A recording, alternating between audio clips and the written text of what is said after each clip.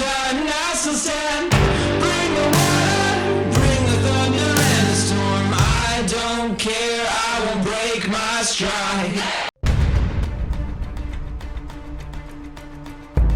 My name is Michael Wood. Since the age of 17, I've been willing to die in service to my community. In the U.S. Marine Corps, I was Sergeant Wood. Michael Wood spent 11 years in the Baltimore Police Department.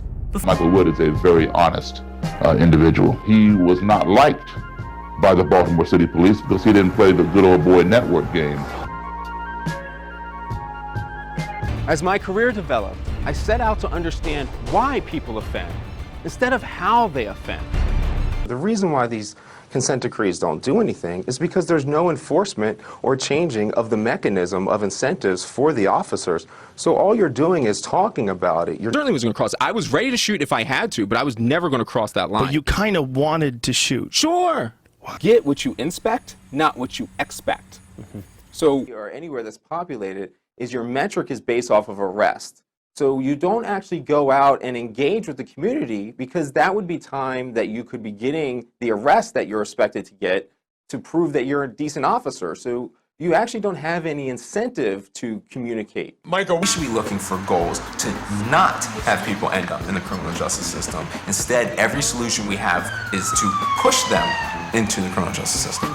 It should not be up to Jeff Sessions to determine how Baltimore Police Department operates. It should be up to the residents of Baltimore. Jeff Sessions doesn't know anything about policing, never has and never will. I want to read a quote that you gave the Washington Post, which struck me. You said, when you work in policing, you're inundated early on with the us versus them mentality. It's ingrained in you that this is a war, and if someone isn't wearing a uniform, they're the enemy. It just becomes part of who you are, of how you do your job. What I'm trying to say is that we are looking at people who are doing nothing new, and if we focus on the actions, then we can fix the things for next time, because when you focus on people, we end up thinking we can chop the head off, they put a new person in and something will change. But if we don't focus on the methodologies and the institutions, then we will be put them in a prison cell, do the paperwork, go back out and do it again. So what we really need is to change the incentives and disincentives so that no matter what the role, we're still going towards that objective that actually serves. More occupation, more vehicles, if your answer continues to be violent, because we have to understand that everything about policing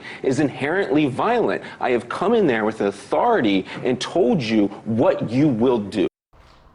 Okay, hi everyone, welcome to Mindgasms. Going to talk to Michael Wood Jr. today, the former Baltimore cop who probably people know from Joe Rogan's podcast and Thaddeus Russell's and a few others, and he was in the cool documentary about Daryl Davis called Accidental Courtesy.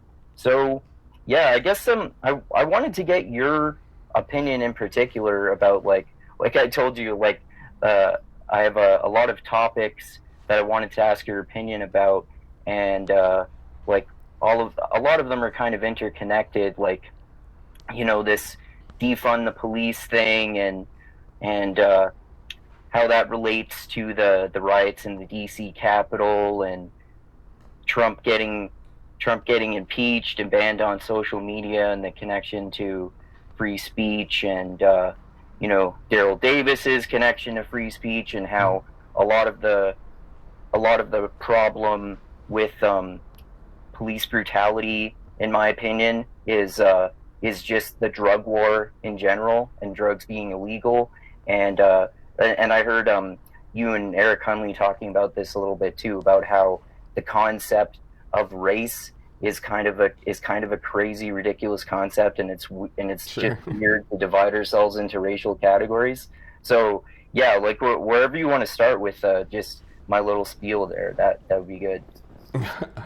Oh, I have no idea where you want to start with it. I mean, I guess with defunding, since you have that first, I mean, I suppose in its best understanding, in kind of some ways I've argued before, if defunding would just mean that you're trying to reallocate resources to something other than the criminal justice system, which obviously makes sense in certain measures, you know, mental health issues or homeless issues or writing traffic citations, taking bull crap reports that you don't need to send an armed person to deal with. All those things make sense. But I think that that's not commonly what is actually meant by people, especially people asking for it. And I guess the majority is actually just falling under a tribal affiliation, I would think. They don't actually have any idea what they mean by it. As evidence I would use for that is, the moment any of these people have something happen to them, the first thing they want to do is call the police, and the first thing they do when they feel victimized is they want to use the criminal justice system to enact their revenge on the people that they feel wronged them, whether that's Trump or Hillary Clinton. I mean, one of my articles a long time ago, I just love to lock him up, then lock her up. And it's like, you guys, if you just stand back, you guys are the exact same thing. Yeah, exactly. And so I don't think people really understand what they mean by it when they're asking for it, or even more so that they don't actually mean it. Mm-hmm. Yeah, the problem with that too is that, like, people mean different things by it. Like you said, at first, people could mean that. I've heard some people say somewhat reasonable things about it, like, dealing with people who have mental health problems, like you said, for example, or like not having police go and arrest someone for selling weed on the corner or something like that. And then I've talked to some people as well who go all the way to mean literally abolish the police and abolish prisons and stuff like that. I mean, like, part of the problem seems to be that the police is really militarized and they're trying to make quotas. I mean, obviously you're way more of an expert on this than me, but I think that contributes to people having this perception because they think, like, throw out the baby with the bathwater, so to speak. Yeah, I agree with what you're saying there in an overall perspective. The thing that I would say a little bit differently is that I don't like the militarization of police either. I've written about this a few times, but there's a very big difference between military equipment and militarizing the officer. And I really think we're kind of more just looking at the surface stuff of militarizing the equipment. And that's really not a big deal. I mean, yeah, when boys have toys, they will play with them. Totally get that. But most of the times, even if a police department had a tank, they're not using the artillery. They're just using it as an armored personnel carrier. So, I mean, I know it doesn't look good, and I don't like the way it looks. But in reality, this police department is usually getting $1 million vehicle for free that they can use as an armored personnel vehicle from the federal government. I forget this, it's called like Program 1035 or something like that if somebody wants to look it up. Or 1033 is actually what I think it is. But it just means they get these free vehicles. Now, if they didn't do that, the SWAT teams would buy an armored Cadillac or an armored Tahoe or something like that, and that's what they would use to go in. So you're going to buy something that does that anyway. More so, I mean, there's nothing, I never used any militarized equipment. I never used a rifle, but that didn't harm anything. That didn't change anything. Most of the time I had plain clothes on with no body armor, no baton. I had a Glock 27 that I still have. That was my detective gun. And that's what I used when I was out on the streets with nothing on. I mean, and that's when I was doing the most harm in the drug war, locking people up left and right. I locked over just drugs alone, over 200 people doing this, and I used absolutely no military equipment whatsoever. So, So would you say then that it's more of just a cultural attitude to pursue these particular goals that you were talking about? Well, I think you fall under the same main goal line, and people know this, but they don't really accept it. Police go after violence, and everything after that falls. And so you'll have societal things like the drug war policies, which ends up being so that there's a rationale that comes in that guns and drugs are connected. And guns and drugs, they are connected. So it's the illegal black market of drugs that is connected with guns, obviously. And because of this, then as police are pursuing violence, they also have every reason to pursue drugs and to pursue anything else that's around them. So most of the things stem from the core that we actually all agree on, and that's that police should primarily respond to violence. Okay. And so I'll say like the double victim. So this is why you have disproportionate arrests for like some black people that aren't involved in the violence game. If you live near violence, police can only arrest what they see. So they're still incentivized to make all these arrests, but it's going to be where they see, and they get positioned near violence. So people who are near violence become double victimized. They're both victims to the violence and the mainstream societal response to violence. Yeah. Yeah, well said. Yeah, and I mean, like, I don't know if you've seen it, but I recently watched that documentary on Netflix called Crack, which is about like the so-called crack epidemic in the 80s, and how, you know, lots of black drug dealers primarily were getting shot in the streets because they were fighting over territories for control of drugs. And, you know, like, they were spreading this message in the media of like literally like the scourge, the virus of crack or something like that, as if crack is solving these problems, instead of the fact that this is illegal, so people are shooting each other instead of being able to like safely sell this drug to each other. Or even the just lack of resources. So the crack itself, the fight over it, is just a fight over resources, and that's just the means to the resource. So even if you're just talking about food, you know, that's the proceeds from that is what they're using to buy food. They're not using it to buy more crack. So it's not like there's a circle. So you know, I would agree that those things have the bad results, but it may be just this simple principle idea that like a lot of the crack and cocaine disproportionality and sentencing and stuff is because the crack was more focused in the violent areas, but that's because the violent areas were also associated with all these other issues.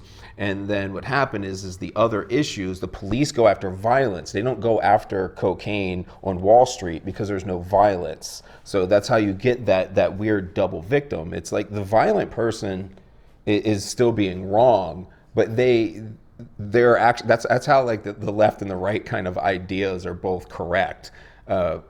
You know, that there are 16 to 24-year-old black males that are a serious threat that need to be taken seriously. That's just the way it is. But then the problem is that makes the rest of the 16 to 24-year-old black males double victims, because they're victims to what that minority is doing to them, plus what everyone else in society is going to see. They're both right. Yeah. Yeah, that's a really good point. I mean, like punishing an entire group of people for the choices of a minority of that group of people, that it reminds me of when I was in high school, when cell phones first came out, and they eventually got banned because like 2 kids were watching porn in class, so no one gets them at school anymore. Right. Everybody hates that. You know, that always happens with something. We always say somebody ruins everything nice that you get. You know, we all get punished, whether it's leaving work early or, you know, something at school. There's always somebody that screws it up and they punish everyone. Yeah, exactly. Yeah, it's interesting too. So obviously, the whole defund the police thing is pretty connected to this recent stuff that happened with the riots in the Capitol, and you know, the response of impeaching Trump and banning him from social media. So what do you think about all that, just in general, I guess? I would first say that the common definition of riot that the left uses would not make the Capitol Hill situation a riot. So we would have to first clarify some definition about what a riot is. I mean, to me, that's not anywhere beyond what I've seen many times over. Government building. I mean, how many government buildings have been taking over in Black Lives Matter protesting? I mean, at least 10. So I mean, this is kind of normal behavior. What I would find exceptional is that an unarmed civilian was shot by the police. By all means, looks like a bad shooting to me. and an officer died, but you can see how that narrative was twisted too, because my understanding, don't know, but from my understanding, he died of a blood clot, and that just means the impact of what happened dislodged a blood clot. Something was going to dislodge the blood clot anyway. So if the situations were reversed, we would definitely hear a very different narrative. Wow, yeah, I didn't know that. I had heard that he was like brutally beaten to death or something like that. Yeah, he died later. He got up after the fight. I know that much. He wasn't like on the ground. So this happened afterwards. And you still remain legally culpable, but by all means, it's those people are screwed. Yeah. But I know for sure that the media would be telling a different story in a reverse scenario. By all means. I think it was foolish what happened there, and I don't know what to make of any of it. I feel like information when you first hear it is always wrong, and it takes a long time to flesh out what it is, and I'm sure 10 years from now it's going to seem like nothing. But what's going to linger is the whole concept that they're not covering the defunding other side of that, which is astronomically rising rates of violence. And I dismiss crime numbers. People, I don't know why it took me a long time to understand this, considering it was my primary job, but crime is a measure of police activity, not of citizen activity. I keep repeating this over and over because it's literally what cops do. It has nothing to do with reality. It's not the real amount of burglaries. It's not the real amount of larceny from autos. It has nothing to do with reality. It's what I've decided to do. It has nothing to do with how many people actually do drugs. It's a measure of who I've decided to arrest for drugs and write a report about. So we all know this. So I dismiss all crime numbers other than homicides, because homicide, we have a body, so we're not perfect, but we're pretty darn close to to good numbers if you deal in homicide. So dismiss the rest of crime, because you might hear politicians saying, oh, look, crime is down in Minneapolis. Well, yeah, because police are choosing not to take crime reports. Okay, I mean, that's an entirely different, I mean, that's telling me what the police are doing. That's not telling me what's actually happening in reality. So I think that's a big side angle of remembering what that really is. So using violence, Seattle's homicide rate's up 66%. Minneapolis was like 200%. Those are real stories of real people having real harm done to their lives. The people in the neighborhoods where the protesting burns things down, there are long-lasting effects from these riots, and all of that harm is being completely dismissed while we're really pretending that what happening at the Capitol is a big deal.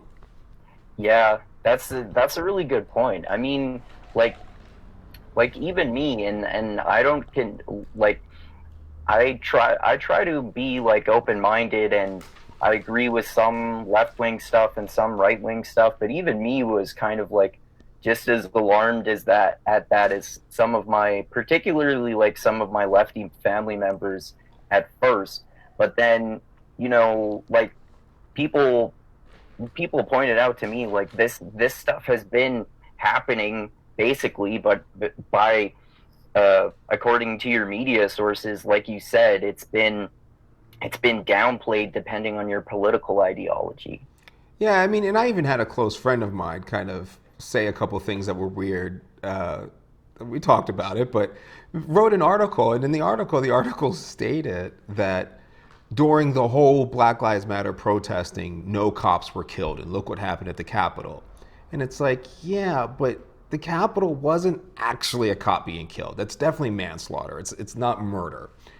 But I mean, come on, Micah Johnson killed 5 cops in Dallas in the name of Black Lives Matter. Are you not acting like that happened? I mean, and right-wing people would certainly immediately point out David Dorn being killed. He was off duty, he was retired, but he was acting in the same role that a black cop would do in any situation like that, kind of protecting his own property, and he was an armed retired police officer, and that no difference there. And there was a couple of other incidents that happened I had to point out. But it's not their fault. They literally don't hear about these connections and know that these things are true. So it's I know that the quote's always been attributed to Mark Twain, but he didn't actually say it, but I still like to pretend he did. He said, the well-read are misinformed and the unread are uninformed. What's the difference? You know, so Yeah, that's a great quote. if all you're doing is getting your information from what we know is a lie, then you're just at best have like some lie that you rationalize. You just have to remember to dismiss all of that and look at other things. Yeah, for sure. And we're all really good at rationalizing our beliefs too. Sure.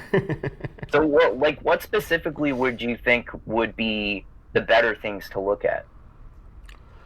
Well, I'm more concerned about what science actually says, and that's always a weird thing for people to point out, because everybody on the left and the right likes to say, "Oh, follow the science, follow the science." When neither one of them are following the sciences whatsoever. I mean, the left loves to say that there is a consensus on climate change. There is never a scientific consensus. The entire point of science is to disagree with one another. If there are people agreeing, there is no science taking place whatsoever. You can throw that out the window immediately. And the right likes to say things like, oh, there are only two genders. Science says so. No, science says there are two sexes, 100%. Gender is just how you behave. It's a social construct. There are infinite genders. It's literally in the definition of the word, and it's been that way since the beginning of time. See, I was actually confused by that at first too when I first heard it like years ago. But then I actually read the work of writers that talk about this specifically, and they always, like, if you read philosophers like Foucault or Derrida or someone like that, like, they always emphasize there is a biological aspect to gender and sex. Like, your sex is your biological gender. If you say something is a social construct, it doesn't mean that there are no biological factors. Like, I like the way that even Thomas Sowell, the like libertarian leaning or right leaning intellectual who I'm a fan of, in his book called Intellectuals and Race, he says that race is a social construct based on biological characteristics, and that makes sense.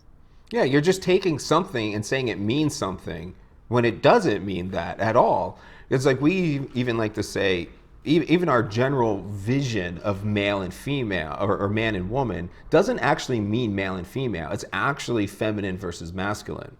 And like an easy definition of this, I like to point out, is if you go into the Middle East, in like the Arab Emirates or something like that, they will all say that they are all men. And they will skip down the street holding hands together. And they call themselves men. That does not fit my definition of man. And I imagine there's a lot of people that wouldn't fit the definition of man because that's entirely too feminine of a thing for a man to do. So if you break it down enough, all of us will eventually, it's just like race. So it's easy to use race and gender in the same concept. No one will actually agree on what the words mean, because you'll eventually break down and disagree. No matter who you are, any two people, you dig deep enough, will disagree, and eventually on who is a black person and who is a white person. You know, there'll be somebody in the middle that they disagree about, and so definitions won't be the same.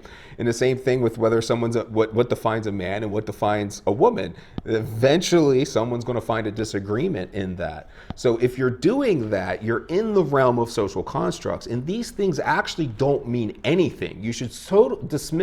As far as I'm concerned, I know they exist, but you should dismiss them all. They're meaningless. Yeah, I totally agree. Like the way that it's the way to divide people, really. Like, you look different in this way, therefore you have something in common with someone who looks the same way as you. It doesn't make any sense. Like, because I'm a white guy doesn't mean that I have similar thoughts to some other white guy just because we have the same color skin. Like, there's it doesn't mean anything.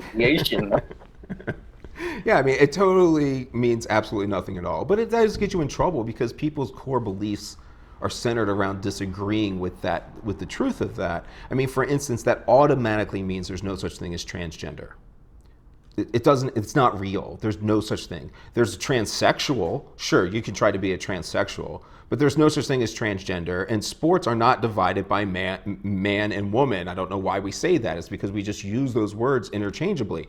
Sports should be divided by male and female. Duh. You know, this doesn't require a lot of thought. We shouldn't call them boys and girls sports. We should call them male and female sports. I know that sounds weird and people are like, oh, it doesn't sound nice, but that's literally what you're talking about. Like in terms of biological sex, male. Right, that's what we mean. We that's what we all mean. We don't mean that the really effeminate gay guy that we might all call like a woman.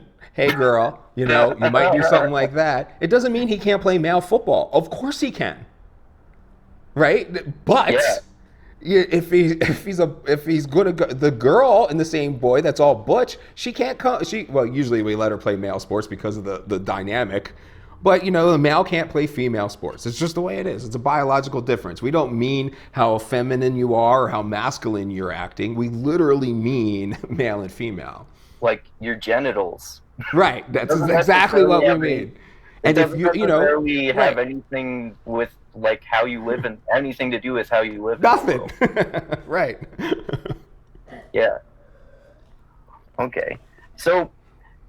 I mentioned I was a fan of that documentary that you were in, and I'm a huge fan of Daryl Davis too in Accidental Courtesy, and I just think it's like amazing, and he has like way more balls than me to go and talk to Nazis and KKK members and convert them gradually by befriending them and acknowledging that they're people. And like I seriously, it's so open-minded to me because like I also believe that, you know, even Nazis should have the right to free speech, but I still don't want to talk to them about their ideas.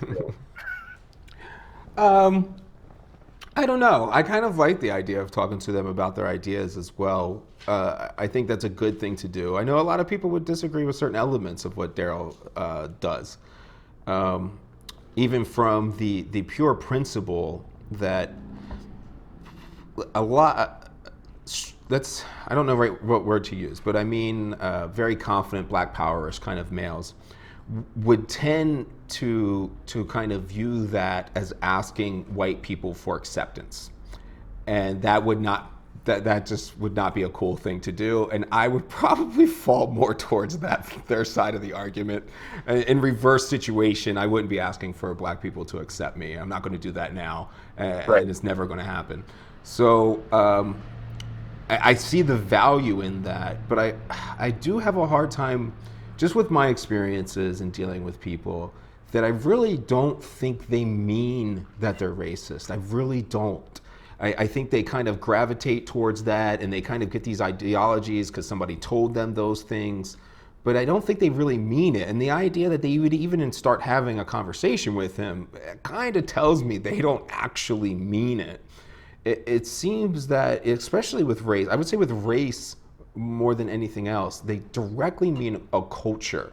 It gets associated with black culture, but once people are around other black people, it's usually when they haven't been around black people, but once you're around black people, you realize that the idea of black culture is much the minority of the actual black community. Mm-hmm. So what and I've tended to see kind of white people that go more towards that side of the original core beliefs, but I see them kind of, they see white people that act that way the same way that they see black people that act that way. So I think they really mean a culture. They don't actually mean a race. So it doesn't take long to break down the race idea because that wasn't their core problem, largely. Oh, okay. So you mean like do you mean like sort of the conservative cultural depiction of black culture as being like, I don't know, guns and drugs and thug life, you know, that kind of attitude, the popular rap scene, you know, stuff like that. Right. So yeah, I mean, that's what they meant. They tend to just, when they don't meet people, they kind of view all black people as being that kind of stereotype, and it doesn't take long to break that down. You just need exposure, you know. I've only met one black person who's actually like that. Like yeah, it's the minority. Some of my black friends are even nerdier than I am. Like, they don't get the culture of a stereotypical black person at all. Right, and that's what I'm saying. So it doesn't really, I think it's just exposure is all that really takes to break down that wall. And I feel the same way as even the people that think white people are keeping them down.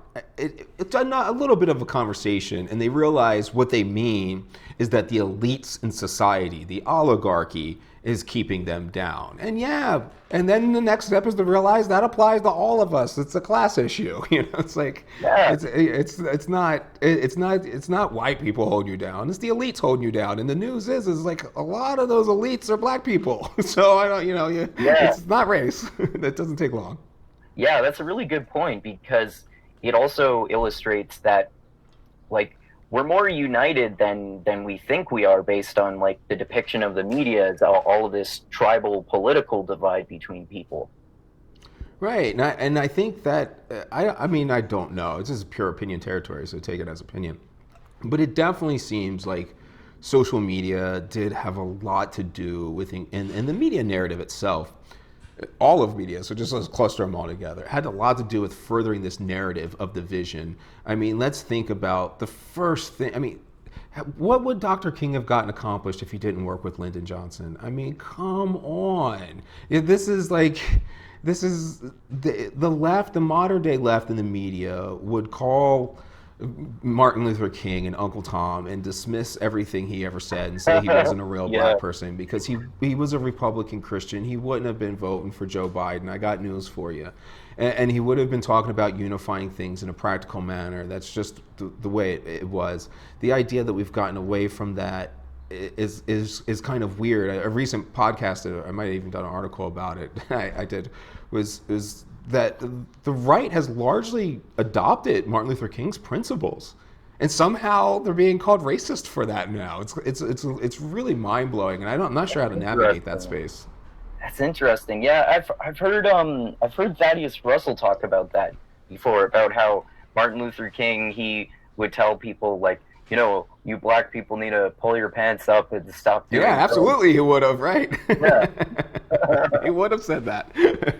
Because, you know, it's this kind of weird thing I've heard too. Definitions are always a big problem. But we talk about cultural appropriation and act like it's bad. And we talk about, like, slavery and acting like it's bad. And, like, there's all these fruits of slavery that people in America garnered. But I'd like to throw out a few facts about a couple of things, especially in this world that we classify the descendants of slaves in the same group that we classify brown immigrants from South America, by calling them, you know, people of color and communities of color and nonsense terms like that. So we say that all these white people in America profited off of the slave trade coming over to America. Well, first, no white people went and caught slaves, okay? Didn't happen. They were sold on a market at a store in the black community. So, I mean, that's a first fact that you have to accept. The second is that America took in a total of just over 400,000 slaves. Brazil alone took 4.5 million. Holy so shit, the descendants, so those people in Brazil are being treated as if they're some kind of oppressed community, and not that they're the privileged of having 4.5 million slaves. Holy shit. So the narrative about slavery is kind of weird. They don't apply it to their own logic and things. I don't think people are actually really principled as a whole. They're just kind of doing that whole tribal thing that we're talking about. So they don't actually end up having these principles that they're talking about having. I forget the other example I was going to go into, but that's just one example of the facts of what truths in numbers actually are. Or for example, I did an article that explains that I was shocked by the analysis once I did and sat there and did all the numbers. But black males are 16 times less likely to be killed by the police. Less likely. Nobody understands the numbers that are going down. And police killings have dropped by over 300 since in the last 5 years. In the first year that we started keeping track in 2015, the police went from killing 26 unarmed people, period, to killing 13 unarmed people, a drop of 50%. And you never heard anything about this. The numbers are way lower now, and the most disproportionately killed by police, as the Capitol Hill incident recognizes, is white females are by far the most disproportionate killed by police. The first fact that you need to understand is that police do not respond to demographics. That idea is preposterous. That would mean that police should kill 15% of the people they kill should be under the age of 13. 20% of them should be senior citizens, and 51% of the people they kill should be women. Does that make any goddamn sense? No, police do not respond to demographics. Police respond to violence. And when black males, they're, what is it, it's a total of 6.7% of the population commits 53% of the homicides in this nation, 53% of the violent crime. Police respond to violence. Once you understand that concept, the odds of a black male being killed by police per contact and violent incident is 16 times less likely than everybody else as a whole. Wow. So the narrative is completely upside down in reality. And white females commit almost no murder and have significant numbers of being killed. And nearly every year, twice as many unarmed white people are killed than unarmed black men. But you don't hear anything. Why do you think that's the case with white females? That's a good question. I got nothing. I mean, it makes sense why black men should be killed more. So black men should be killed at 4-point-something times the rate of everybody else, because they commit violence at 4.6 times the amount of everybody else. So what we should be looking at is 4.6 times, but we actually end up at like 2-point-something times, which is or whatever the number is, I forget. It's actually less than the disproportion. So that's how we get to the 16%. They should be mapping at 4.2 times, or 420% times their population, because they commit 420% times 420% more murder than everybody else. So that's where we should be. That's not where we are. It's wildly disproportionate. Okay. So by the amount of violent females, and I guess, man, dude, I don't know. For one, there should be more white people killed because all crime is interfamiliar. We throw that out too, so we all know that. So the left will argue when we say, look at black males killing black males at over 90%. They say, yeah, because all crime is who you're around. It's all interfamiliar. Yeah, I know that. That's why a white cop is way less likely to kill a black suspect. All crime is interfamiliar. A black cop is way more likely to kill a black suspect, and a white cop is way more likely to kill a white suspect. So maybe the reason why you have more white people disproportionately being killed is because policing is disproportionately white. To save black lives, you would hire white cops. To save white lives, you would hire black cops. Oh, wow, interesting. So then, would that mean that by like the popular left-wing ideology's standards, then, to solve the problem of the so-called epidemic of unarmed black men being shot by the police, the solution would be to hire more white cops? Yeah, if you subscribe by the racing theory, which I don't, but looking at race as the numbers as you've described them and categorized them, none of which I actually agree with, but going by their own arguments and the standards set, white neighborhoods should be policed by black officers, and black neighborhoods should be policed by white officers. Absolutely. So do you think that's due to cultural aspects as well, and like what would those be? Well, so I can only speak anecdotally on this. Normally I only like to speak the evidence, because that's the only thing I'm ever going to stand by as fact. Everything else is just someone's stupid ass opinion. So my stupid ass opinion is that from the police perspective, there is, when it comes to locking people up, there is an embarrassment because those people are like you, and so they're making you look bad.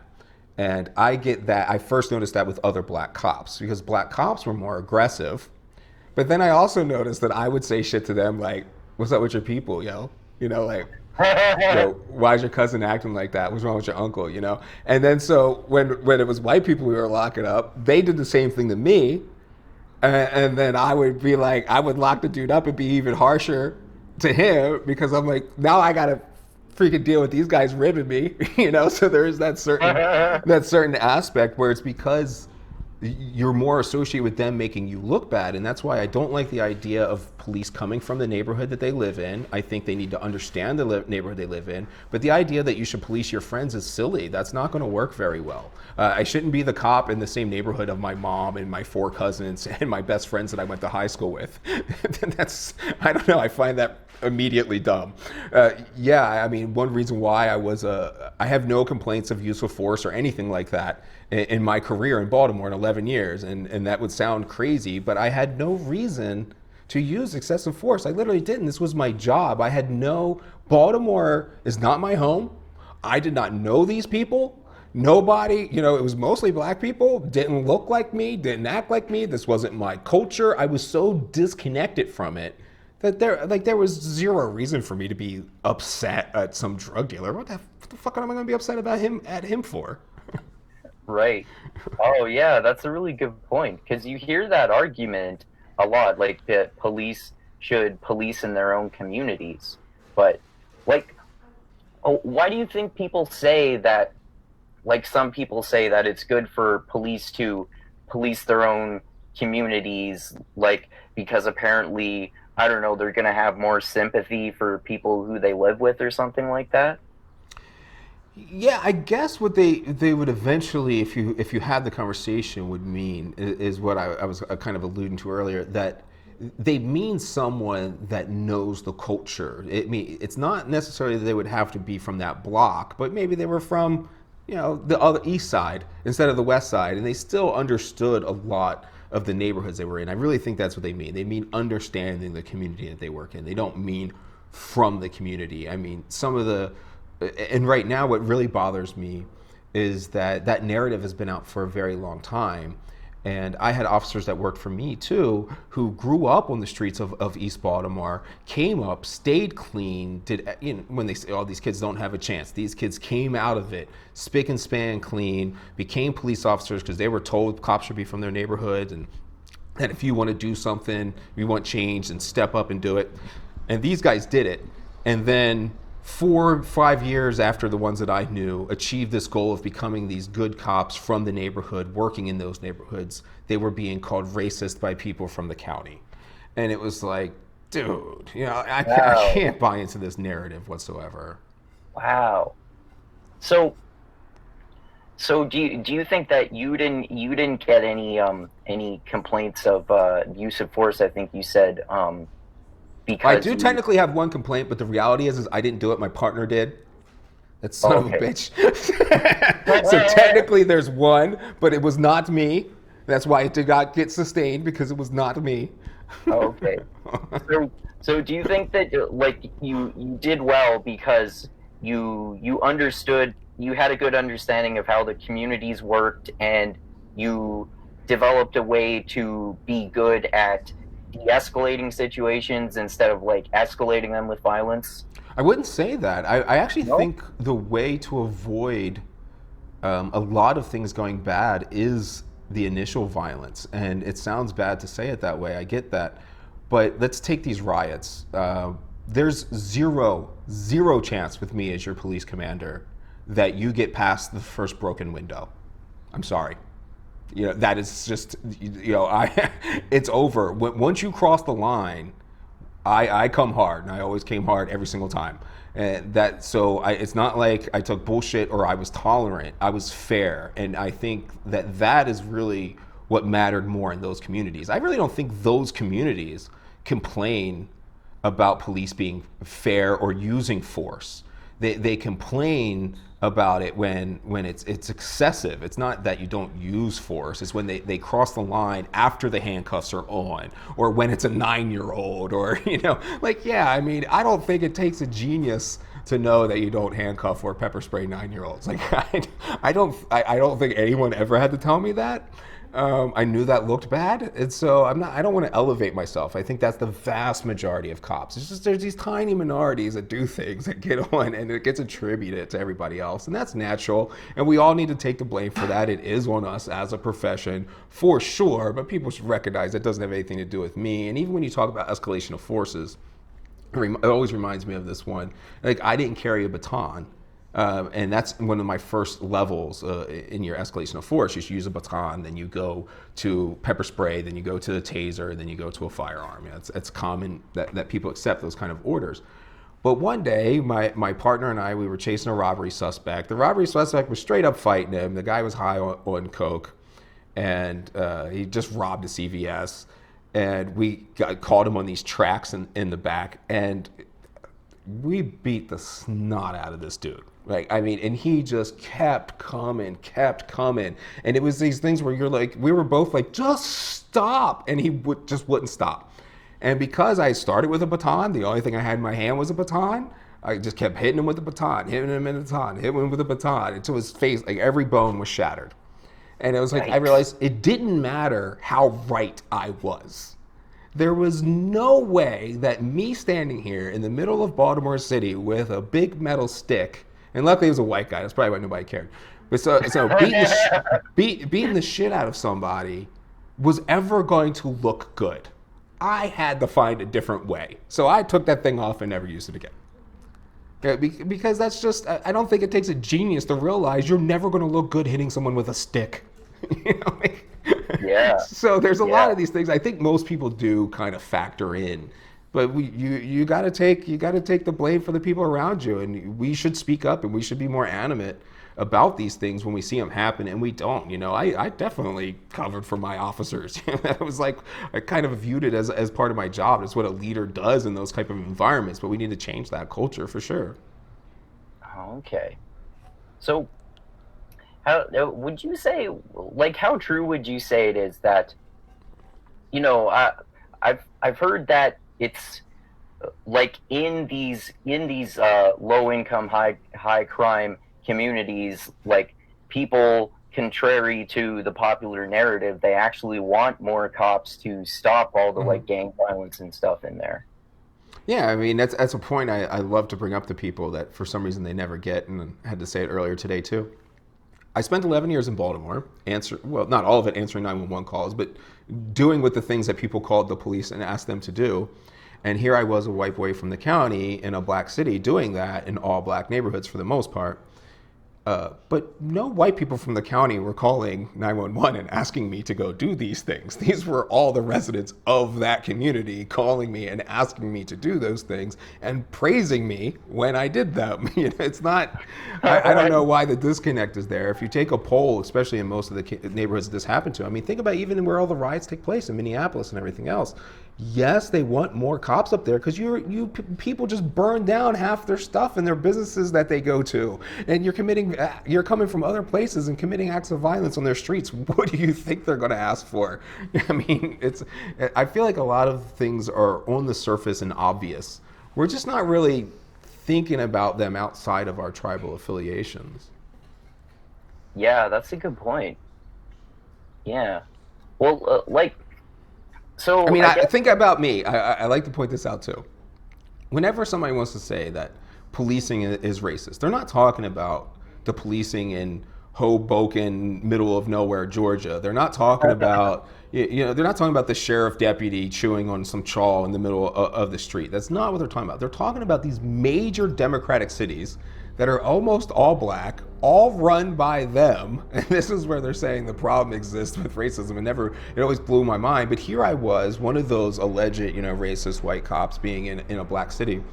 But every boss I had was black, literally. My lieutenant was black, my commanding officer of the district was black, the police commissioner was black, the chief of patrol was black, the state's attorney was black, the city council president was black, the mayor was black, the United States attorney general was black, and the president was black. And somehow, following all of those orders, those people are racist. Come on. That makes zero sense. Answering the 911 call from a black man. Come on. Wow. So, why do you think it is that people make this connection, they make the drug war connection to structural racism? Well, I think because there's that outcome.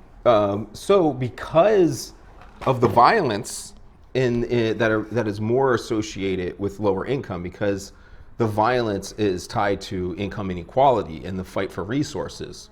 So the drug war certainly exacerbates that with the black market and things like that. So it brings the violence level, especially more to the surface when you're fighting over turf, because you need to make statements and stuff. This isn't you're not like a serial killer trying to get away with it. You need everybody to know that this is your territory. You need to leave a mark and let people know what's up. So that also changes the dynamic of what people are actually seeing out in their neighborhoods. I forget where I was going with that. What was the original question, Andrew? Why do you think that people connect the drug war to? Oh yeah. So because of that, you have remember the cop that's sitting there bored. Like people that commit violence, even if you're a murderer, it's pretty rare. It's not like even if you're the gangbanger that takes out a drug dealer, it's not like you're out robbing people all day long. It's only like once or twice. So while we're doing those things, we don't get paid to just sit there and do nothing. We get paid to make arrests of enforcement actions. And one of the easier things to do is actually drugs. But because drugs are also praised being connected to violence, then when we're placed in areas where violence takes place, wherever we can see is where we lock up. But because that violence is taking place in a black neighborhood, well, we're locking up other black people. So yeah, the amount of trespassing, the bullshit arrests, the on view arrests stuff is all going to be wildly disproportional because that violence is wildly disproportional. Right. So that, like you were kind of saying earlier, people have that idea of the culture of basically kind of just it being in a way it almost being logical in some ways to assume that if you see a 16 to 24-year-old black person on the street, they might. If you can do math, Andrew, yeah. Yeah, and you can get an arrest out of it. Right. I mean, it's really easy. I mean, it's hard for people to do that in the common narrative, to be that open and honest about it. But if you are a 100-pound female walking the streets at midnight and 200-pound females were walking towards you, would it make sense for you to cross the street? Probably not. But if there were two big black males coming at you, would it make sense to cross the street? Yes. I mean, come on, let's be honest. Just because they're male, first, just being a male, you're wildly more likely to do something of harm. That's not crazy. That's that doesn't make any sense. And I think people get it in their head too when the narrative is out there. I often criticize people for when they say that they need to tell their black kids about what to do when they're around police. It's like, no, dude, you're setting up this demon. You're setting that ball in motion. You're putting a demon out there, and the kid's gonna believe that there's a demon out there, even if there isn't a demon out there. You can't kind of sow those ideas. Every kid should be doing the exact same things when they're around cops if they want to do that whole comply and do the right thing. That doesn't have anything to do with you being, again, more white people are killed. The idea that this is only for you is, I think, another thing that's kind of sewn into the idea, and we kind of end up thinking that thing that we've identified with is real, and then picking out the anecdotal evidence that agrees with that position. And so there's in a 300 million people, there's always going to be something happening in this country that would confirm your narrative if you look at it from the right angle. But when you, for instance, you get pulled over, people used to be, that's a common thing where you say driving while black. And I don't know, maybe I always found it really hard to tell the race of the person I was pulling over. I never really knew that until I approached the car. I didn't know. I don't know. Try to drive around and see it's like park your car and have a car drive past you at 70 miles per hour and tell me the race of the driver. I don't think you're going to be accurate very often. And especially, most cars I pulled over were tinted, and because the tint would draw my attention. And so, what if, and I'm going to be a little honest, I think if you did a big national test, Asians would be worse drivers. I think that stereotype comes from the truth, right? So if you're getting pulled over and you're black, you first need to rule out that you're a bad driver.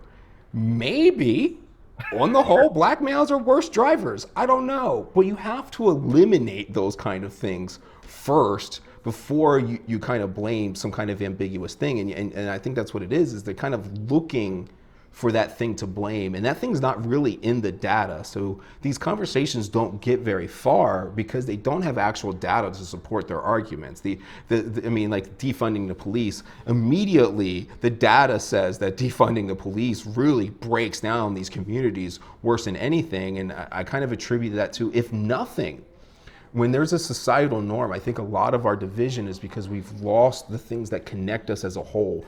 Back in the day, before the internet, you had just like 5 channels on TV when I was very little or young. So everyone watched the same TV shows, in the 90s even. Pretty much everyone watched the same TV shows. We all stood for the flag. We all did the Pledge of Allegiance. We never even knew why.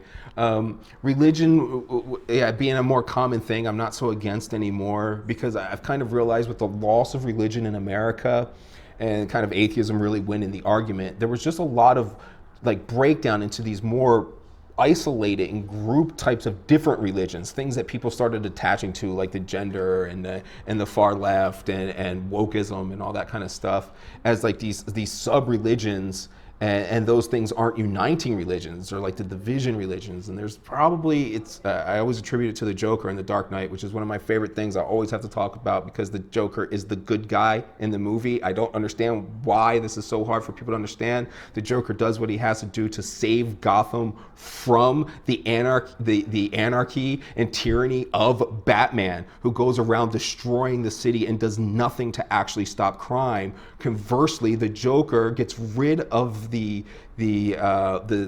is it called when somebody takes the police into their own hands? Why can't I think of that word? Vigilante. So he gets the vigilante out of the city, takes out all the gang members, burns all their criminal proceeds, and unites the community together to save Gotham. He's the good guy. But that's the best analysis of the Joker I've ever heard. I'm serious. Rewatch the movie. But one of the things that give it away in that movie is what a point he's trying to prove. And it's the same point that I'm trying to prove a lot when it comes to the ideas of defunding the policing. And that is human nature is much happier if there is a plan. It does not matter that the plan is bad. It's just that there's a plan. And so when he breaks down the plan, so everything starts to crumble because he was trying to get a new plan in. But when you break that old plan up, everyone freaks out, even if you're going towards something better, because that moment without a plan is very bad for the human being. And I think that is like part of what makes religion okay, is that even though I think it's a bad plan, I recognize that no plan is way worse than a bad plan. And that's the same thing with policing. Even if we can all articulate these ways in which policing is bad, especially the drug war and all this stuff, but taking all of it and removing it is way worse than the bad idea.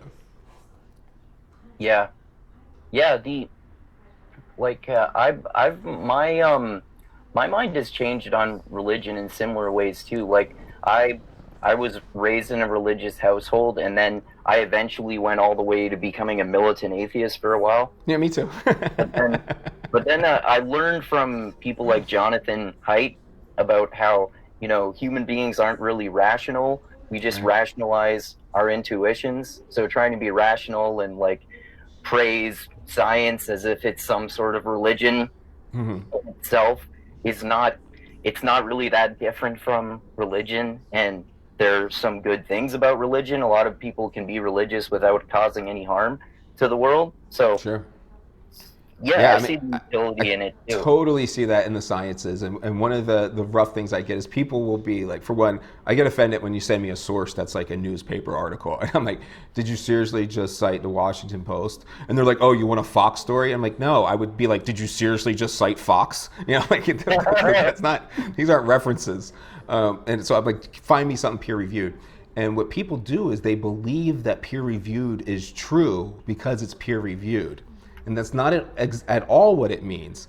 Peer reviewed, the only reason I'm pointing you there is because in peer reviewed paper, the data and the reasoning must be included. And so what I want you to look at is the data and the reasoning. I don't want you to look at the author's narratives. The author's narrative is as biased and nonsense and worthless as an op-ed in the Washington Post. It doesn't mean anything. Ignore the narrative when it says, when there's a study that says, a new study proves that CO2 levels are causing global warming and sea level rise. I guarantee you when you go look at that thing, you'll see that that is not at all what the data says. That is exactly what the researcher is manipulating, usually by saying, I created this model, and if this model were true, then these things would be occurring. And that's like, okay, great, bro. Is that true? No, moving on. That's it, but they have to explain that in the peer review, and you have it there. You got to just read the whole thing. And most of it, 99% of it, you're still going to immediately throw out. 99% of peer-reviewed papers are absolute trash. But every once in a while, you'll find something, and it's only a tentative position, where the hypothesis we hold for a little bit is, we have not proven this wrong yet. Like germs, guys, that's a theory. It's called germ theory. It's not a fact. Gravity, theory, not a fact. And one of the worst theories that we have, because we don't know the mechanism of gravity. We have no idea how it's working. We just know that every time we drop the apple, it goes down. That's it. That's all we know. And we don't know whether it's a pulling force or a pushing force. Something that simple. We have no idea. Does the mass of the planet keep this oppressive force from space from hitting us? Or does our planet push out and pull in things from space? We have no idea. We just know that things come towards things that have mass. We don't know why. So, I mean, that's just like, and you accept gravity, and we're just like, yeah, but remember, that's still, as strong as gravity seems to you, scientifically, it's still a theory, and a weak one. Yeah, that's true. I mean, that's why we have all of these alternative theories of physics that have had to account for that measurement problem with gravity, right? Like, that's why string theory exists, and some physicists think that was a complete waste of time. Sure. And then people have all these other theories like quantum gravity or something like that, and then they're trying to make these measurements account for each other, but like maybe it's some sort of totally other thing, but then people can say they can prove things mathematically, but that doesn't necessarily mean that that's proof that it exists. It's proof that you can calculate that it should exist mathematically. Right, so that's saying I created this model, and if this model were true, then this would be the case. And it's like, okay, that's a cool idea, and we're supposed to find things that immediately disprove that idea, but often those things are just ideas that they have, so they don't actually mean anything. They're just like, it's just like a proposal, and it's like, oh, that's a neat proposal, like the multiverse, neat proposal. But there's all kinds of things that I think we should all kind of know about, to just kind of put things into perspective about how little we actually know, that we're profoundly ignorant, every single one of us. Like, the fact that time is different on Earth than it is on a satellite. Like, the hardest thing that they had to figure out about making GPS work was this crazy phenomenon that they still have no idea why, but time runs slower on the satellite than it does on the surface of the planet. And so you can't communicate things with a time signature because they're not operating in the same version of how long a second is. Yeah. Like, I mean, why is that? I don't know, but that tells you every time you're like, oh, this is happening on this planet, and we know why. Whether it's climate change stuff or tornadoes or hurricanes or anything, we have no idea what is happening. None. Yeah. So like immediately as soon as you start thinking you know something, you are wrong. Yeah. Oh, I totally agree. Like that's why I annoy some of my friends when I argue with them sometimes, because they say I'm too skeptical about stuff. But like That's part of why. That's what science is, right? Yeah. Yes, it's supposed to be doubt. You're supposed to disprove. Yeah. Like literally, your job as a scientist is to create new theories and test them, while you disprove everyone else's theories. Every other scientist is your enemy in this war of ideas. Mm-hmm. You're just being a scientist, bro. Yeah, and most scientific theories that every scientist has ever devised has turned out to be wrong. Right. The first information is almost always wrong, no matter where we're getting it from. It just doesn't matter. It takes a long time to play it out to even get close to something remotely approaching something like truth. And for some reason, I keep seeing the Nazis thing. I guess Nazi is just a word that always draws your eye. I don't know why that is. But it's always one of my biggest cases that I have to bring up all the time because, what's the theory that every argument devolves into some Hitler reference? But I want people to understand that whenever you are on any side of the spectrum thinking that you are doing the right thing, all the Germans and Hitler very much believed they were doing the right thing for their people with the best interest of expanding what their culture was. That is the true of every single evil person you think exists. They believed they were doing the right thing, just like you do. Yeah, they believe, I am helping these people by creating a better world. Right, and so when you're sitting there thinking you're doing the same thing, be careful that you're not the Nazi. Yeah. Totally, it's not clear to the Nazi. The Nazi tends to call other people Nazis. Yeah, exactly.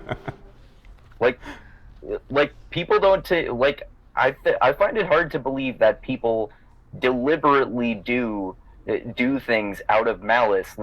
I'm going to do these things because I love torturing people. I mean, there are psychopaths or people like that, but I think, like you said, most people are trying to make the world a better place. Yeah, it's human. I always argue that it's humans' defining trait is the most extremely cooperative species that ever touched the planet. And I don't know why we never view ourselves that way, but we look at ants and we're like, wow, look at that cooperation. Look what they achieved.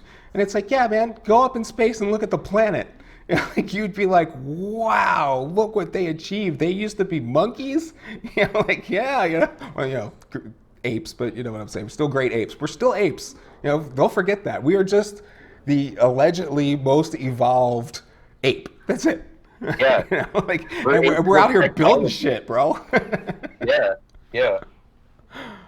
We got to think about this. So we're programmed to cooperate and socialize with one another and to achieve something. I think all this division in our society now, the media style and the tribalism, I swear if everyone would just turn their TVs off, they would never realize that any of this stuff was ever happening. It's not out your front door. It's only coming from that little box. It's just not real. If you would go back to being more human, it really, I think it becomes very quick. I mean, it's one reason why I got out of that Hollywood scene very quick. I thought LA was disgusting. The whole media scene was disgusting. The way they view things, and I don't like crapping on people, but the whole environment was just entirely gross and divisive. And I wanted the hell out of there, man. And it makes you much mentally more stable when you're out of those things.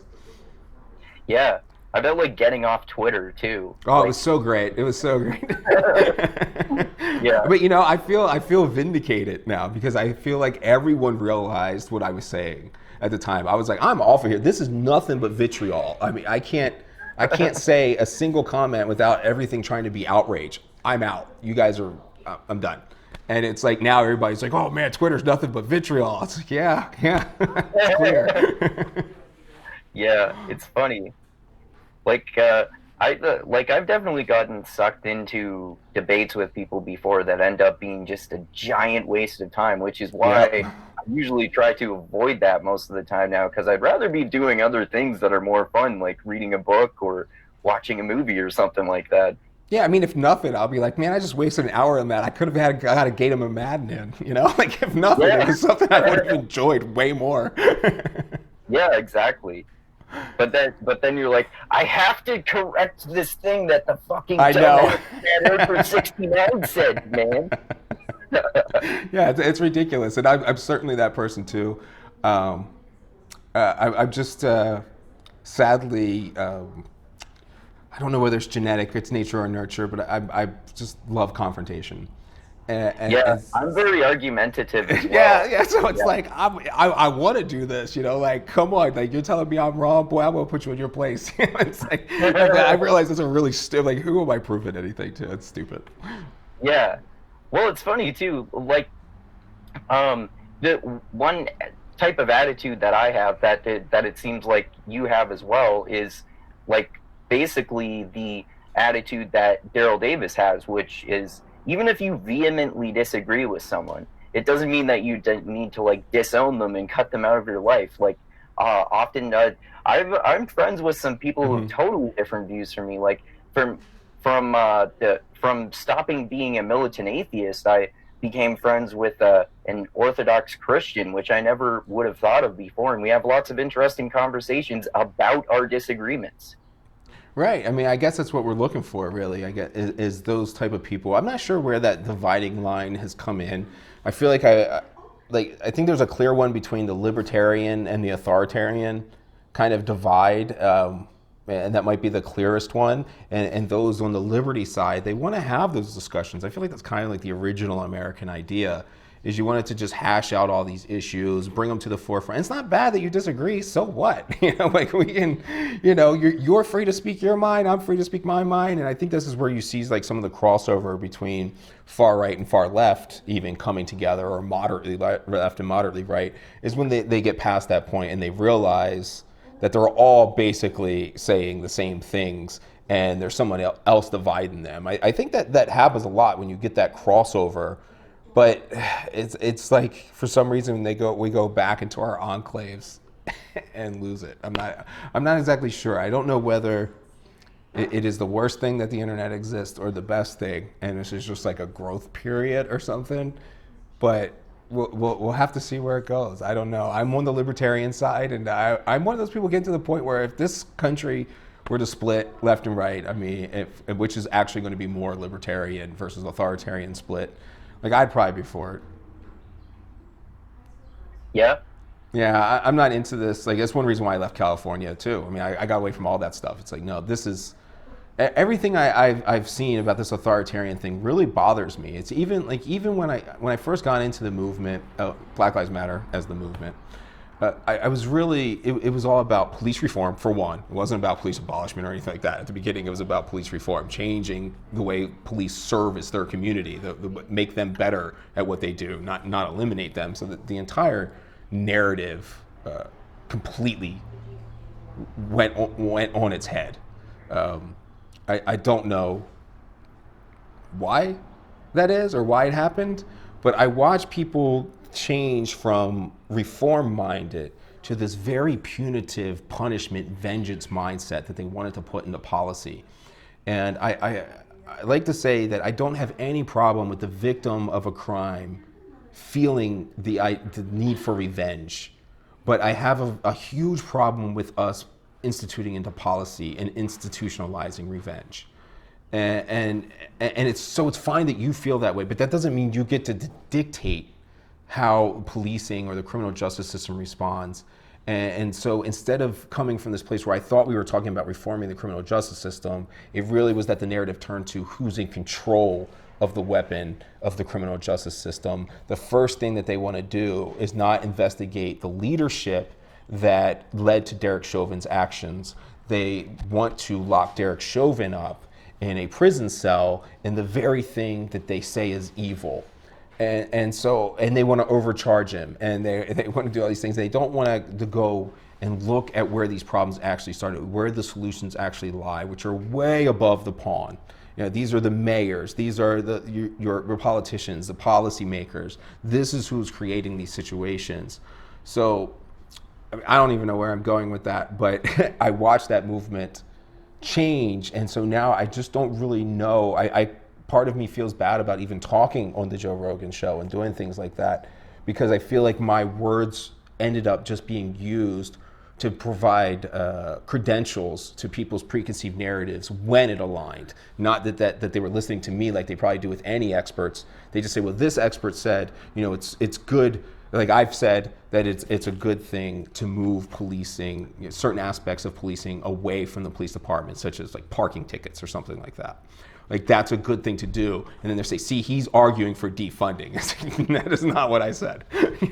And so the idea that the whole thing ends up being like that, and that ideas end up coming to this extreme, or that I would lead credentials to the Black Lives Matter movement when that thing changed.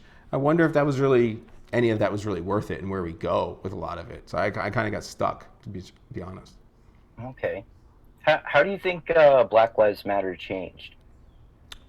I think it got out of the hands of the people from the actual communities, and it ended up becoming the narrative of the elite blacks and the people from the counties that came in. It's still like in Baltimore, it's not the voice of that community. That's why it's not there. Baltimore kind of does a pretty good job kicking outsiders out. So does Detroit. And so you haven't really heard anything in Baltimore and Detroit, because those aren't the narratives that fit the kind of neoliberal worldview that controls the media.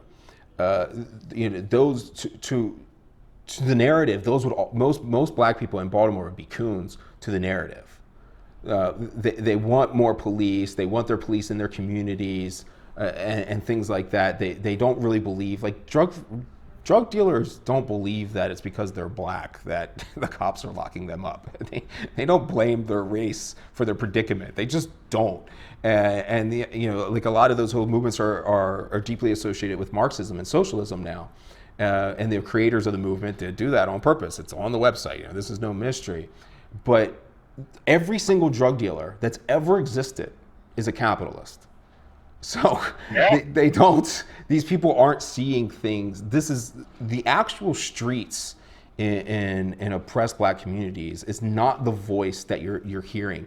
Those voices are way more closely aligned to conservative movements than they are to liberal movements. They vote Democrat, I understand that, but that's really because it's just the tribal affiliation.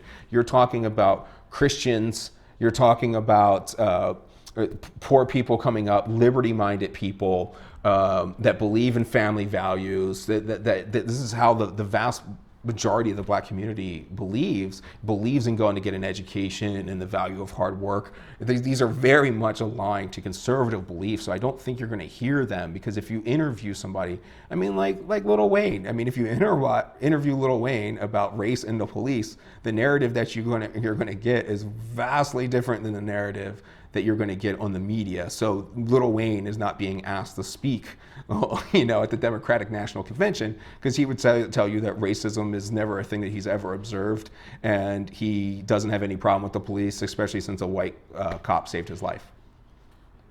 This is why it can be such a huge problem to get offended on behalf of other people, because often those people aren't actually even offended.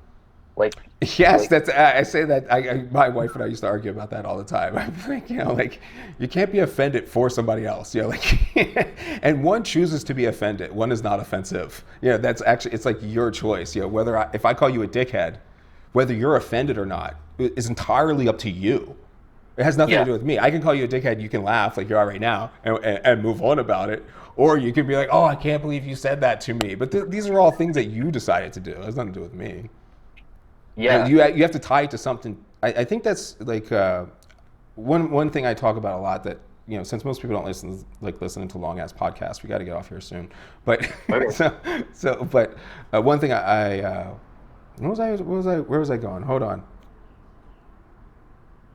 We were talking about people getting offended on behalf of others. Shit, I've lost my train of thought. Oh man, we can get it back. Let me think. Oh no, you can go into a question if you want, but I'm going to think about that. Where the hell was I going? Oh, okay. Well, It's okay. Yeah, it makes it more real, that we're. I lost my train. Yeah, I mean, you can extend this to any particular way that you want to categorize people too. Like one thing that I literally had family members that get mad at me And one of them even like temporarily disowned me about thinking that J.K. Rowling's jokes about trans people were funny, even though like I've literally dated trans people and people accused me of being transphobic. Like, what are you fucking talking about, man? And what is a phobia? A phobia is an irrational fear. So that immediately doesn't make any sense at all on the surface. Yeah. And that, I guess that's just the way it was. I wish I could remember that damn point. I was going to make some point about being offended for other people. And damn, I don't remember what it was.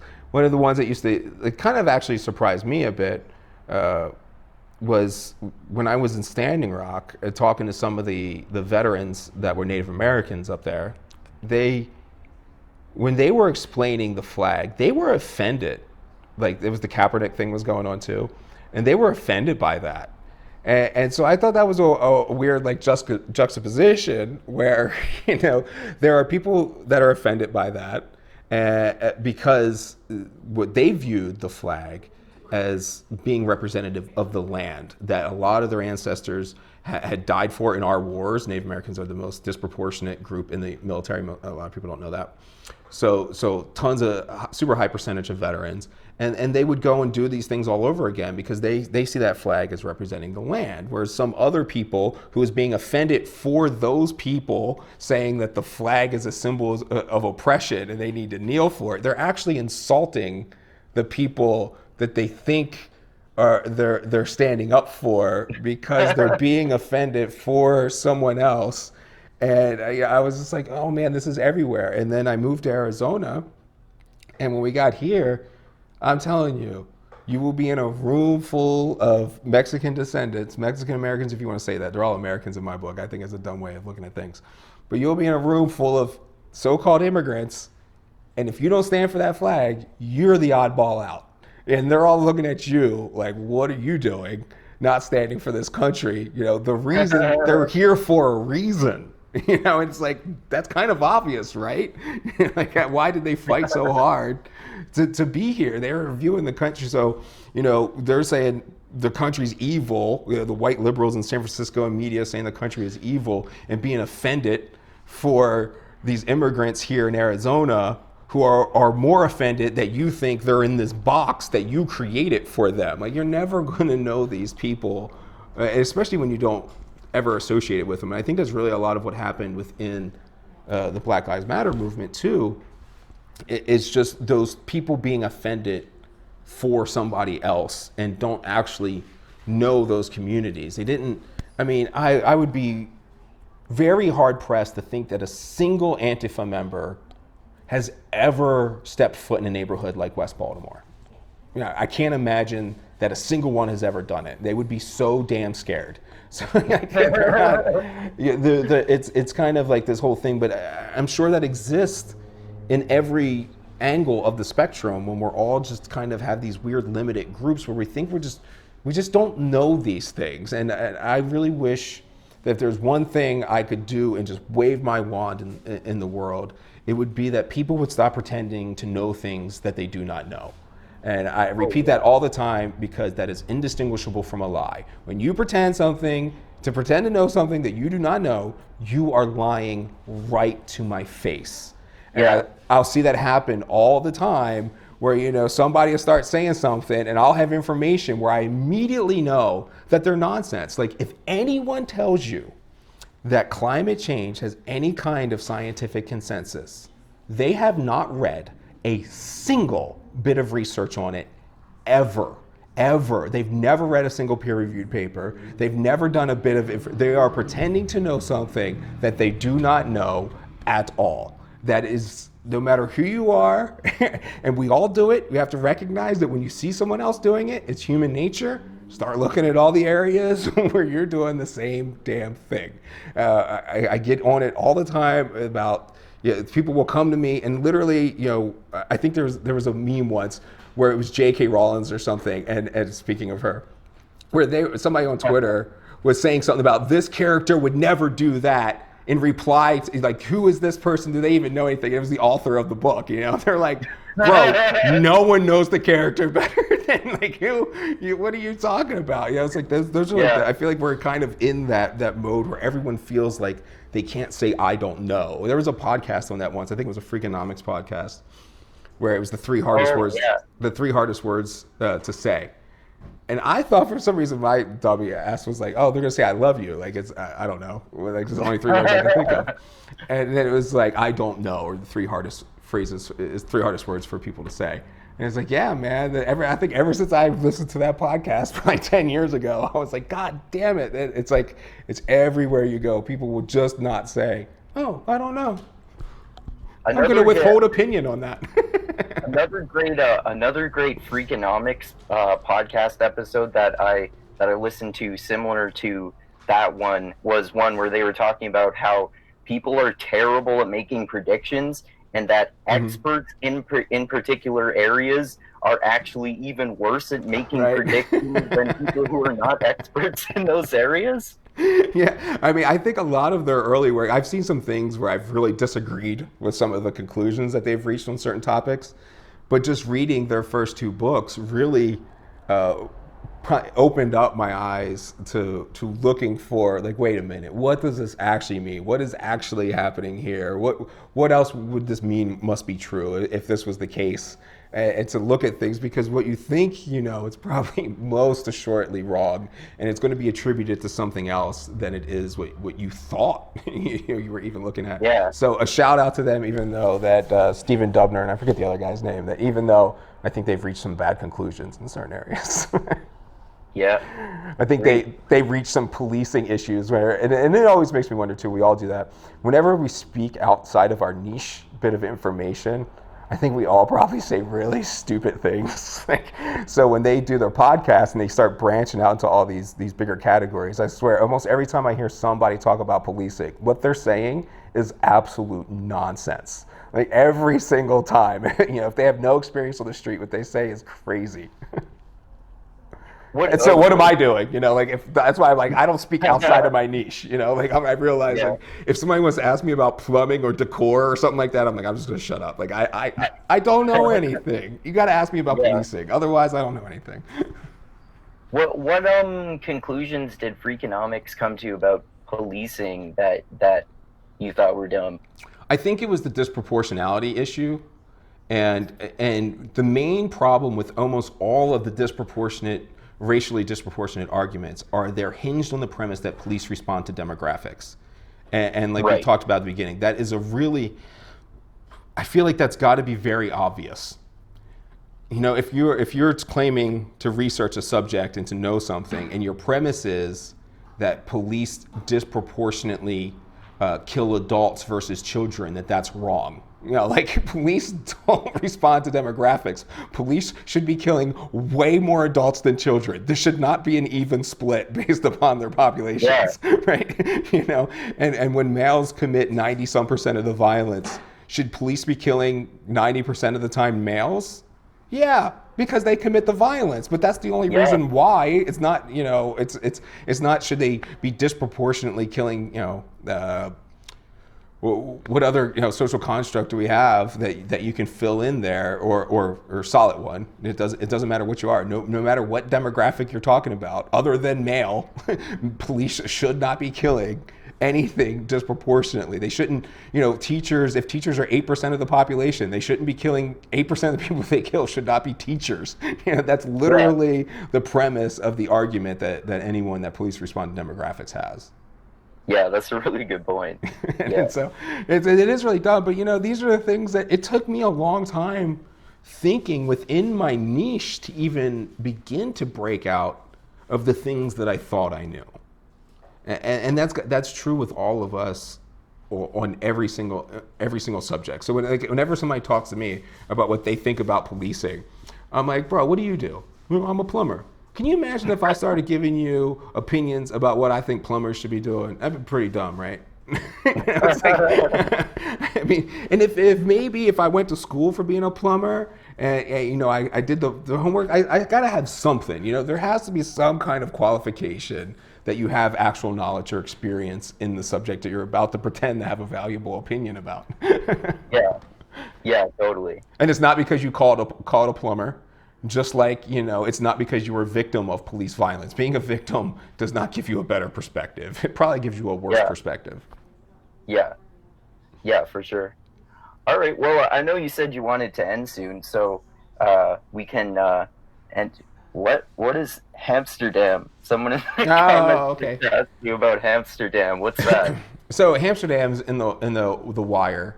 That's the kind of free drug zone area that they set up. I think it was in West Baltimore where they set it up in the concept of the Wire, and they had this area where you could drug deal and drug use legally as long as you were in like this 2-block radius, and that was called Amsterdam. Okay. Nothing like that really exists. Mayor Smoke once tried to do that. That's probably where they got the idea from on the show. We tried to set up safe things like that. Obviously, it turned out really bad, and I think that was kind of one of the ways that a narrative from The Wire was created that helped support the idea that the drug war should stay something illegal, that it's bad, and the only thing bad about drugs is when they're not manufactured according to what you're expecting them to be, and you're not getting them from reliable sources. You're getting them from the problem is like all your overdoses. So I make a big argument that overdoses are poisonings, and they should be investigated as criminal poisonings because the person went to go buy heroin, they didn't go buy fentanyl, and so you sold them the wrong product. You literally poisoned them. But anyway, that heroin was sold in the Montgomery Ward catalog not that long ago. It's something you could have bought at any point in time, and a heroin user is not going to overdose on unless they're committing suicide on the legal stuff that has the right amount of prescriptions on it, just like people don't overdose on Tylenol unless they're wildly ignorant children or they're trying to do something to actually harm themselves, in which clear case that's suicide. That's a different thing. Who cares about the means of suicide? You're not. It's better that someone overdoses than blows their brains out. I used to hate that as a cop. It's like, how rude can you get? I gotta come clean this shit up. I did nothing to you. I understand your life was bad, but I did nothing. I had nothing to do with this. There's no reason I have to stand here and write this report and your brain's all over the floor because you didn't want to overdose or something more respectful. I guess it's one of those cold reality things. One of the biggest problems with drugs being illegal is that people don't know what they're getting and they don't know the right dosage. Right. So it's the illegal. It's the illegal part that's literally the problem. No matter how you're looking at it or what perspective you take, it is the illegal aspect. That's the problem. If you want overdoses or you want, we can see clearly with cannabis is a great way to look at it. One thing people think is that kids will use more of it when things become legal. And we never had any evidence that supported that idea, but the legalization of cannabis has dramatically proven the idea because everywhere cannabis is legalized, you get a little tiny spike as soon as it's legalized, and then for juveniles, it completely drops off the chart. It becomes totally uncool anymore to smoke weed when that's what your dad does and your grandma and your uncle. So every bit of that rebellious factor is gone. So then you're only left with those who desire to do the drugs, and even for regular adult recreational use, you have a spike as soon as it's legalized, and then it trails off dramatically. I'm not claiming to know the mechanism behind it, what drives that, but the reality is that a legal controlled market actually ends up in reduced usage. So I don't need to know why that is. I really don't care. All I know is every time you put these things in a legal controlled market, then you have less overdoses, you have less crime, you have less violence. And so what is there to, the discussion's over. I don't understand what there is to discuss. I live in Canada, and the weed was federally legalized here, I think a year or two ago now. And what happened was it gradually drove the price down so that there were websites operating in sort of a legal gray area that had cheaper prices than the government dispensaries at first. But now the government dispensaries are the same price or even cheaper than those websites. So it becoming legalized drove the price way down because there was an artificial markup in the price from it being illegal. Yeah, I mean, and that's like only from the pure economics and like human aspect. The idea of what happens in the transport, just like when you open borders and you end up having all these kids die trying to traverse this dangerous desert to get over to America. The same thing happens with drug smuggling. You end up creating all of these victims on these border countries that I mean, a lot of these deaths that occur in the cartel activity in Mexico is directly fueled from our drug market. It's not, I mean, like, it's not Canada that's buying up all the cocaine. It's us, guys, you know, like, we're world famous for this stuff. So that's what creating all that death and destruction in Mexico. If you really cared about those kind of things, you would change the outcomes. Don't worry about trying to thoroughly understand the process. Human beings are way too complicated. You're not thoroughly going to understand the process. You just got to find these better outcomes. Yeah, for sure, man. And the drug war is a clear better outcome. I have no idea what argument anyone has. It's almost only rooted around fear, and I get that. You know, one big thing with policing is that the perception of safety is vastly more important than actual safety. Study after study after study confirms that. So part of the reason why people want more police is because police just psychologically make them safe, and whether they do or not is actually irrelevant. So there's no reason for me to make some kind of analytical, data-driven argument to an irrational position. Right. Yeah, that's a good point. Yeah. All right. Well, I know you said you wanted to go soon. So. Yeah, well, we can do it again. I mean, I always like to bring up fresh topics. I don't really ever know what to talk about. I think that, for one, I don't want to ramble about something that somebody already knows. So, like, why would I sit there and, like, talk to a camera? And dudes are like, dude, I've already heard you say this 40 times. You know, that doesn't do any good. So I always want to know the angles of other people. I'm not really interested in giving a narrative. I'm more interested in having the discussions and giving feedback on things. Cool. Yeah, I'd love to talk to you again, man. That sounds great. Yeah, it's good. Yeah. I'll just use it for my channel too, and it makes it a lot. You know, it goes back and forth. It gets some people over to you, some people over to me. Awesome. And it vastly helps me know what anybody cares about. Cool. Because, you know, I feel like I really got to a point in developing my police reform models and police reform ideas that for the most part, I got stagnant. I don't know, like, for myself, I don't know where to advance because I'm at the point where I need to implement things. And if no one's willing to implement them, then there's just literally nothing for me to do. I mean, I could keep reading data points that are going to keep confirming the same thing, you know, occurring over and over again. And I think it's a little interesting right now that, so usually I'll talk about all the time that the strongest correlate to violence is by far lead poisoning. And that's the number one thing to deal with.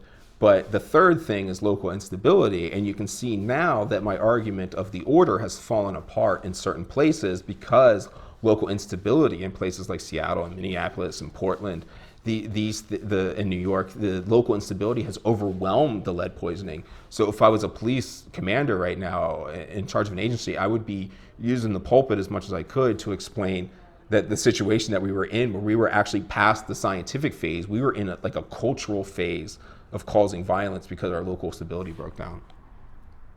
Oh, yeah. So that's a bad plan. So the problem is a bad plan. Part of one of the side effects of a bad plan is local instability. And local instability is the third strongest correlate to violence. But now in those places, it is definitely, I mean, Seattle had a 66% increase in violence. So that means by far in Seattle, local instability has definitely overtaken lead poisoning as the strongest measurement of violence causation. Yeah, that makes sense. I mean, you can observe a hell of a lot of instability lately, for sure. Right, and so it's going to happen. You know, if so, fatherless homes falls under instability. All those kind of things that you see correlated. You have to have a plan, even if it's a bad plan. Otherwise, you're going to end up having some problems. Yeah, I mean that goes back to what we were talking about how religion can have some benefits. Right, totally. I mean, even if it's a plan that doesn't work for everyone. I mean, it doesn't work for me in particular, but I know that it definitely works for some people. So right. It's a plan. Yeah. Makes a lot of sense. All right, Andrew, it was good talking to you. Right. So you can develop any other concepts, or anyone that comments later, we can go into any things that they want to go into. I don't mind going into any topic. I don't care. Nothing's off limits. I won't. Awesome. There's nothing I won't say. Awesome. Who cares? When you're not trying to get a Twitter following, you don't have to worry about it, right? Awesome. All Thanks, right, brother. man. Be safe. All right. Have a good night.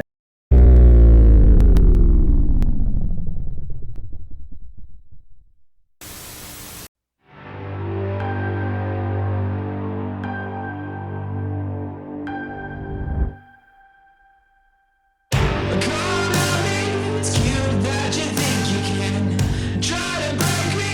When you're done, I still stand. Bring the water, bring the thunder and the storm. I don't care, I won't break my stride.